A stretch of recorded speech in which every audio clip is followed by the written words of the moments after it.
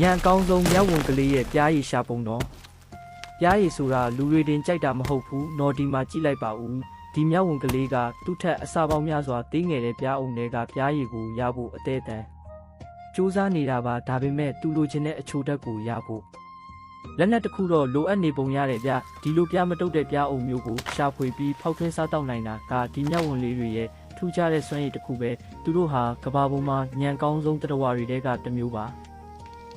ဒါပေမဲ့စိတ်ဝင်စားဖို့ကောင်းတာကဘယ်မြောက်ဝင်မှဒီလိုကရိယာအသုံးပြုတဲ့အတတ်ပညာကိုမွေးကလေးကတက်လာတာမဟုတ်ပါဘူးသူတို့ဟာတကိုင်းလေးတွေကိုအသုံးပြုပြီးပြားရည်နိုင်တက်ဖို့အတွက်လူတွေလိုပဲတကူးတကတင်ယူကြရတာပါအခုမြင်နေရတဲ့မြောက်ဝင်မလေးဆိုရင်လည်းပြားရည်ရဖို့သူ့ရဲ့တကိုင်းကတေးလုံးနေသေးတာကိုသိသွားပါပြီနောက်ထပ်ကိုကြီးတဲ့တကိုင်းကိုသူဘလို့အသုံးချမလဲဆိုတာကတော့